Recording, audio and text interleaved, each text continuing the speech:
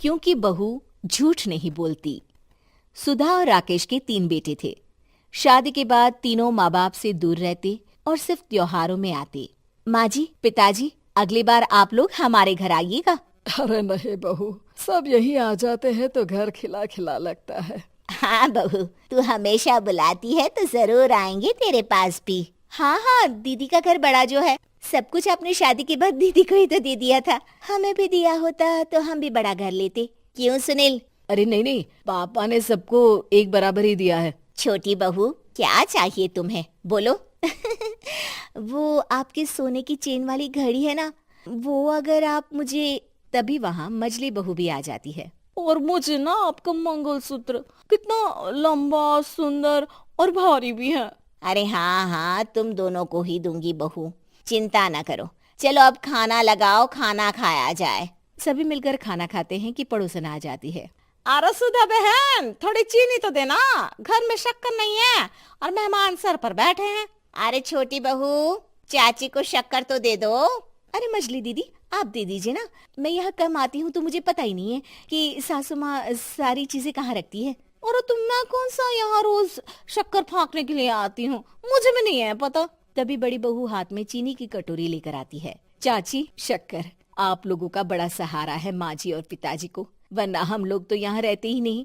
आप जैसे पड़ोसी हैं तो हम निश्चिंत है। और जीती रहे बहू, अब तो ये घर पड़ोस कम परिवार ज्यादा लगता है। सुधा अपनी बड़ी बहू को देखकर बहुत खुश रहा करती थी। वो उससे अक्सर घंटों बात भी किया करती, लेकिन दोनों दूसरी बहुओं का भी वो समझती थी कि शायद छोटी है, वक्त आने पर संभल जाएंगी। समय आ जाता है जब सभी को वापस जाना होता है।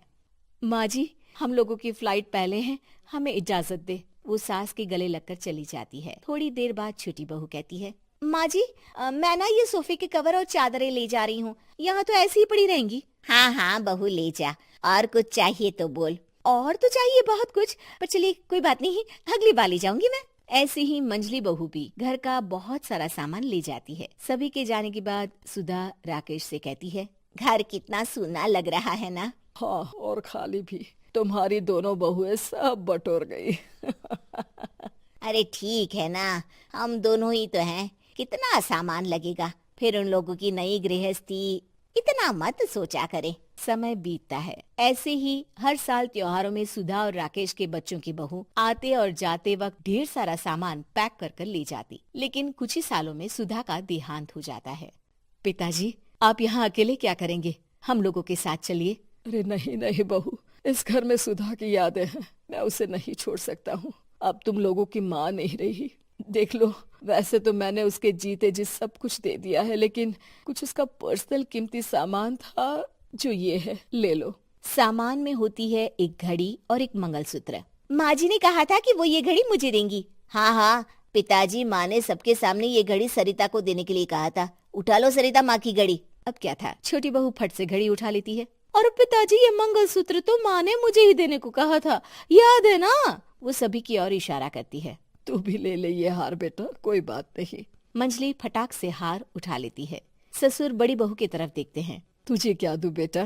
पिताजी, माँ ने एक चीज मेरे लिए भी रखी है। सभी के कान खड़े हो जाते हैं कि आखिर सास ने क्या रखा होगा बड़ी के लिए। अरे माँ जी तो दीदी से प्यार भी ज्यादा ही करती थी, हमेशा उनसे बात किया करती। जरूर कोई बड़ी और अपनी प्रिय चीज दी होगी दीदी को। और देख लेते हैं ना, वरना तो हम भी बराबर का बंटवारा करेंगे। हाँ हाँ, कर लेना बंटवारा। लेकिन बड़ी बहू बताओ तो, सुधा ने क्या रखा है तुम्हारे लिए?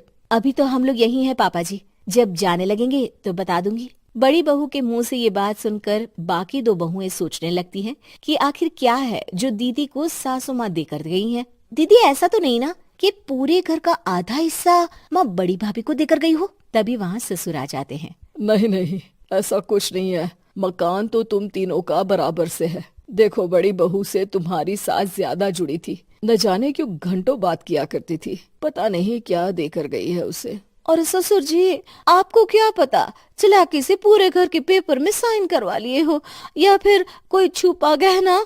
आखिर मकान पूरा तो आपने सासू माँ के नाम ही कर रखा था ना। अब घर में ये सस्पेंस बन जाता है कि आखिर बड़ी बहू क्या लेकर जाएगी। फिर वो दिन भी आ जाता है जब बड़ी बहू के जाने का समय हो जाता है। बेटा, परसों तुम चली जाओगी, बताया नहीं, माँ ने तुम्हें क्या दिया? घड़ी और हार जो बेशकीमती था और तुम्हारी सास को सबसे ज्यादा प्रिय था, उसका तो बंटवारा भी हो चुका है। अब तुम्हारी बारी। हाँ पिताजी, आज मैं ये बात बताने ही वाली थी। माँ ने मुझे उससे भी बेशकीमती चीज दी है और वो है आप। आपसे अधिक प्रिय उन्हें कुछ नहीं था। माँ चाहती थी कि आप मेरे साथ रहें। चलिए पिताजी। बेटा, मेरे पास तो कोई पेंशन भी नहीं है और ना ही कोई प्रॉपर्टी। लेकिन आपके पास संस्कार है पिताजी, जो मेरे बच्चे आपसे लेंगे, तो आपको ले जाने पर स्वार्थ ही है मेरा। चलिए ना पापा। सभी के सामने पिताजी बड़ी बहू और बेटे के साथ उनके घर चले जाते हैं।